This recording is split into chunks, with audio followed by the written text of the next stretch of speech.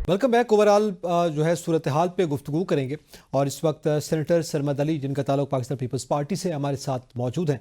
बहुत शुक्रिया सेनेटर साहब वक्त देने के लिए। मैं सबसे पहले तो ये जानना चाहूँगा कि हम इस वक्त बड़ा इशू है स्मॉग के हवाले से और पंजाब में तो सांस लेना भी बहाल हो गया है। बिलावल भुट्टो जरदारी साहब ने, आपकी पार्टी की क़यादत ने उनको कराची आने की दावत दी थी, बिलखसूस पंजाब हुकूमत को, लेकिन वो कराची की बजाय यूरोप चले गए। तो आप क्या समझते हैं कि इस वक्त विफाक और पंजाब क्या इस मामले में संजीदा नहीं है?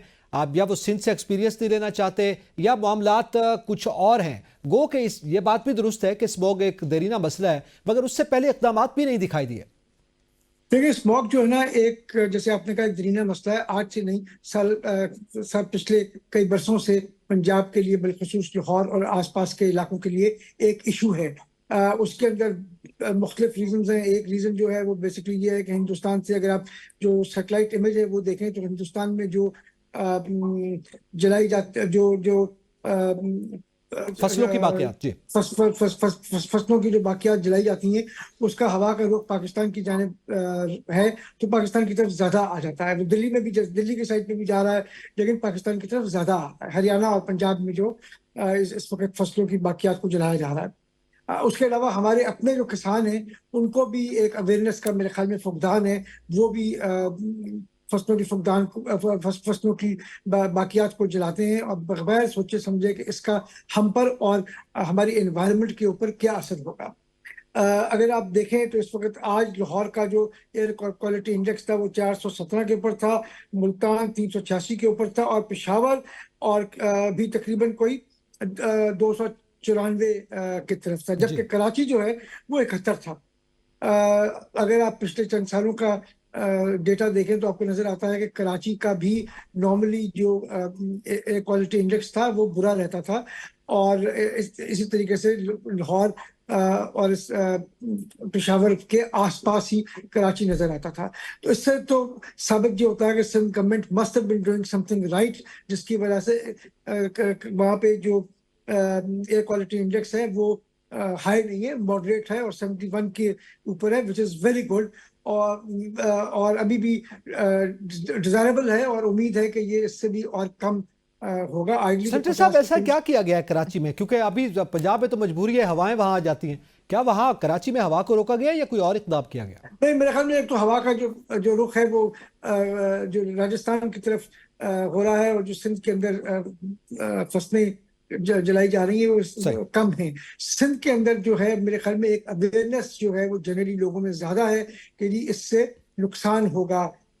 हमारा अपना नुकसान है कि अगर हम जलाएं फसलों की बाकियात को। एक तो ये है। दूसरा, अगर देखा जाए तो पिछले चंद एक साल में, 4-5 साल में कराची में जो प्लांटेशन है वो ज्यादा की गई है, और उसकी एक वजह ये थी कि हुकूमत सिंध जो है इस बात से आगाह है कि अगर प्लांटेशन होगी, ग्रीनरी होगी, तो जो एयर पॉल्यूशन है वो कम होगी। ठीक है, सही, वो इम्प्रूव होगी। एक तो उसकी वजह ये। दूसरा ये है कि गालिबन जो अवेयरनेस है वो सिंध के किसानों में ज्यादा है एज कम्पेयर टू पंजाब। अच्छा, लेकिन अब सेनेटर साहब, आप जाहिर है ब्रॉडकास्टिंग से के अफेयर से भी मुंसलिक हैं। आप क्या समझते हैं कि स्मॉग के हवाले से मीडिया का किरदार कैसा है और क्या होना चाहिए? मीडिया का किरदार इसके अंदर जो है ना जी सबसे अहम है, इसलिए कि हमारे यहाँ जो मसला है वो बेसिकली एक अवेयरनेस का मसला, लैक ऑफ अवेयरनेस का मसला है। हमारे यहाँ एजुकेशन का मसला है। हमारा किसान जो है वो एजुकेटेड नहीं है, और वो ये गालिबन नहीं समझता कि जो एनवायरनमेंट के ऊपर क्या असर पड़ रहा है जो जब वो अपनी फसलों की बाकियात को जलाता है। तो ये एक बहुत बड़ा फैक्टर है जिसके ऊपर मेरे ख्याल में ज्यादा मीडिया को किरदार अदा करने की जरूरत है, और इसको उजागर करने की जरूरत है। इसके साथ साथ जहाँ मीडिया को उजागर करने की जरूरत है, वहाँ इस हवाले से एक बहुत कॉम्प्रिहेंसिव कैंपेन चलाने की जरूरत थी सूबाई हुकूमत को भी, पंजाब की, जो उन्होंने चलाई, लेकिन उस तरीके से गालिबन वो उतनी ज्यादा कॉम्प्रिहेंसिव नहीं थी जिस तरीके से होनी चाहिए थी। और इसी तरीके से गालिबन वफाकी हुकूमत को भी चाहिए, ताकि क्योंकि इसमें केपी भी इन्वॉल्व है, केपी पख्तूनख्वा की हुकूमत को भी इसके हवाले से सोचना चाहिए था कि वो भी क्या करें। अगर आप पेशावर में, जैसे मैंने अर्ज किया कि देखें, तो पेशावर में तकरीबन 300 के करीब जो है, 294 है टू बी प्रिसाइज, जो एयर क्वालिटी इंडेक्स है, तो वहाँ पे भी यही मसला है। तो वो हमें जेन में रखना चाहिए। हमें अपने किसानों को एजुकेट करना चाहिए, उन्हें अवेयरनेस क्रिएट करनी चाहिए, ताकि उनको समझ आए कि कितना इम्पोर्टेंट जो जो एनवायरनमेंट है वो हमारी जिंदगियों में, क्लीन और ग्रीन एनवायरनमेंट जो है वो हमारी जिंदगियों में क्या रोल अदा करता है। ठीक इसी है। इसी इसी वजह से, मेरे इसी इंपॉर्टेंस की वजह से अगर आप देखें तो जब 26वीं तरमीम आई तो पाकिस्तान पीपल्स पार्टी ने उसके अंदर जो सबसे पहला एक चीज रखी, उसके अंदर ये था कि क्लीन और जो ग्रीन एनवायरनमेंट है वो एक बुनियादी हक है पाकिस्तान के हर शहरी का। उसके अंदर ये शामिल किया गया 26वीं तरमीम में। और इससे मेरे ख्याल में एक हुकूमत में भी, चाहे वो सूबाई हुकूमतें हों या वफाकी हुकूमत में हो, अगर उसके ऊपर सही मायनों में उसको हक, एक बुनियादी हक समझा जाए तो लोगों में अवेयरनेस क्रिएट करने का और लोगों में खुद इसकी समझ बूझ आने का में बहुत एक फायदा अहम होगा उसका। आपने फायदा होगा। जैसे अभी जिक्र किया, जाहिर है 26वीं आईनी तरमीम में माहौल दोस्त चेक रखी गई है। क्या ये 26वीं आईनी तरमीम अदलिया दोस्त भी उतनी ही है? अभी तक सुप्रीम कोर्ट और आईनी बेंचेस के दरमियान एक कन्फ्यूजन मौजूद है। क्या वजह है कि इसको 26वीं आईनी तरमीम में एड्रेस नहीं किया गया था? देखिए, मेरे ख्याल में मुझे 26वीं आईनी तरमीम जो है वो काफी हद तक कॉम्प्रिहेंसिव है जुडिशल कॉन्स्टिट्यूशनल बेंचेस के हवाले से। और इसके अंदर कोई इबाहम मुझे नजर नहीं आता। अगर आप देखें तो पीपल्स पार्टी का तो इसके ऊपर जो मौकफ रहा है ना, वो आज का मौकफ नहीं है, वो 2006 से चला आ रहा है। और जब चार्टर ऑफ डेमोक्रेसी मोहतरमा बेनजीर भुट्टो शहीद और मियां नवाज शरीफ साहब ने साइन किया था, और उसके अंदर मुख्तलिफ पॉलिटिकल पार्टीज ने उसको इंडोर्स किया था, बिल बशमूल इमरान खान साहब के, जो जिन्होंने उसको साइन किया था साथ में और उसको इंडोर्स किया था।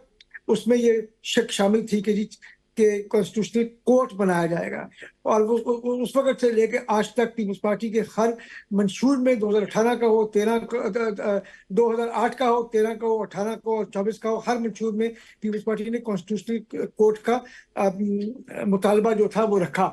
लेकिन आपको याद है जब 2008 में आ रही थी 18वीं तरमीम, तो जी। जस्टिस इफ्तिखार जो थे उन्होंने एक पिस्तौल रखी हुई थी पार्लियामेंट के ऊपर, और पार्लियामेंट को सही तरीके से नहीं वो मौका दिया गया कि वो इस पर अमल दरामद कर सकते उसमें। अमल दरामद कर सकती, अच्छा। बिलखसूस जी। कॉन्स्टिट्यूशनल बेंच, कॉन्स्टिट्यूशनल कोर्ट्स के हवाले से। अच्छा, तो थोड़ा अगर आगे बढ़े।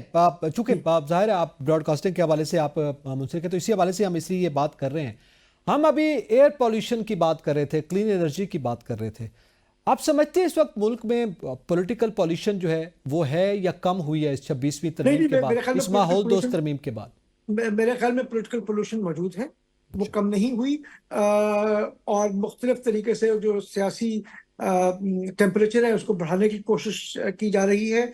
और असल में मसला ये है कि तमाम सियासी जमातें जो थी उनमें कंसेंसस था 26वीं तरमीम के ऊपर, इंक्लूडिंग इन अ वे पाकिस्तान तहरीक इंसाफ ने भी। अगर आपको याद हो, आमिर डोगर साहब ने टेलीविजन के ऊपर लाइव बयान दिया था कि जी हमें हमारी जो शराइत हैं वो मान ली गई हैं, और जो इस वक्त मसवदा है 26वीं तरमीम का, उससे हम मुत्तफिक हैं काफ़ी हद तक। सही है। उसके बाद ये हुआ कि उन्होंने कहा कि जी हमें मौका दिया जाए कि हम जाके बानी तहरीक इंसाफ से बात करें। और फिर वो बानी तहरीक इंसाफ से बात करने के लिए जेल में गए, और उनसे झाड़ खा के, डांट सुन के वो वापस आए। और उसके बाद उन्होंने अपना मौकफ चेंज कर लिया, बजाय इसके कि वो पार्लियामेंट्री कमेटी में दोबारा जाते और बात करते। वो पार्लियामेंट्री कमेटी में भी नहीं गया, उन्होंने आते ही एक धड़ करके प्रेस कॉन्फ्रेंस कर दी, और साथ में वो जो मौकफ था उससे बिल्कुल हट गया और कहा कि जी हमें ये बिल्कुल कबूल ही नहीं है। एक ऐसी चीज जिसके ऊपर इमरान खान साहब खुद साइन कर चुके हैं, जब जैसे मैंने अर्ज किया 2006 में, तो वो एक और यू टर्न उनकी जिंदगी में आ यू गया ना टर्न कि आया। वो अच्छा, थोड़ा सेनेटर साहब आगे बढ़े, चूंकि जी वक्त की किल्लत है तो हम थोड़ा क्विकली चाहेंगे कि आगे बढ़े। इसमें एक मामला जो है, हम पॉलिटिकल पॉल्यूशन का जैसे जिक्र कर रहे हैं, तो उसमें पार्लियामेंट में हम देखते हैं कि पेमरा का आपको पता है, उन्होंने कोर्ट में बुलाया गया तो उन्होंने कहा जी वो बानी पीटीआई का नाम नहीं लिया जा रहा। तो उन्होंने कहा जी हमारी तरफ से तो कोई पाबंदी ऐसी आयद नहीं है, आप नाम ले सकते हैं इमरान खान का। लेकिन पार्लियामेंट में तस्वीर भी आए तो फिर कैमरे जो है वो उनके एंगल बदल जाते हैं। इसकी वजूहत जाहिर है आपसे बेहतर कौन समझता है। और दूसरा, इस सारी सूरत हाल का मुस्तकिल हल क्या है? देखें, एक तो आपने कहा कि पैमरा में जाके सवाल कोर्ट में पूछा गया, बयान दिया जी। पैमरा से सवाल पूछा गया कि जी इमरान खान की तस्वीर नाम लेने पर पाबंदी है, तो पैमरा ने कहा नहीं, इसका सबूत सबसे बड़ा ये है कि आपने भी इमरान खान का नाम लिया, मैंने भी अभी इमरान खान का नाम लिया। अगर पाबंदी होती तो मैं और आप दोनों उसको सर बानी हमने पीटीआई तो कल कह से रहे नाम लेना शुरू किया जब पता होते। चला है। मैं और आप दोनों इमरान खान नहीं बानी पीटीआई कह रहे होते। तो इसका मतलब है कोई पाबंदी नहीं है। अगर कोई चैनल नाम नहीं लेता तो मेरे ख्याल में वो ये उनका अपना एडिटोरियल डिस्क्रिप्शन है, ठीक है, जिसके हिसाब सेल्फ से वो चलते सेंसरशिप है, हैं। ठीक है। जी, कोई अच्छा, सेल्फ सेंसरशिप नहीं है, हाँ, एडिटोरियल डिस्क्रिप्शन है। वो अपनी लेकिन मर्जी से हम सोचते हैं पार्लियामेंट कि के हवाले नाम से लेना सवाल कर चाहिए रहे या हैं। नहीं लेना चाहिए, उनकी मर्जी है, उनके एडिटोरियल डिस्क्रिप्शन है, वो नाम ले या ना ले। नहीं सर, पार्लियामेंट के हवाले से हम सवाल कर रहे हैं, यकीनन मीडिया चैनल्स के हवाले से नहीं तो सर, आप। पार्लियामेंट में तो रोज उनका तस्वीर भी चल रही होती है, नाम भी लिया जा रहा होता है। मैं सेनेट की बात करूं, हर दूसरे दिन वहां पे शोर शराबा हो रहा होता है पीटीआई की जानिब से, और हंगामा बर्पा किया जाता है, जिसके अंदर वो तस्वीरें भी लेके आ ठीक जाते है, हैं और नाम। ठीक है, आप आपका ये मौकफ सामने आ गया है। इसी के साथ ही सेनेटर साहब, आप ये क्या समझते हैं, मेरे ख्याल में आपकी आवाज़ भी कट रही है, इस हवाले से हम कोशिश करेंगे कि आपकी बात बेहतर हो। हमारे पास लास्ट मिनट है। सेनेटर साहब, मेरी आवाज़ आपको आ रही है?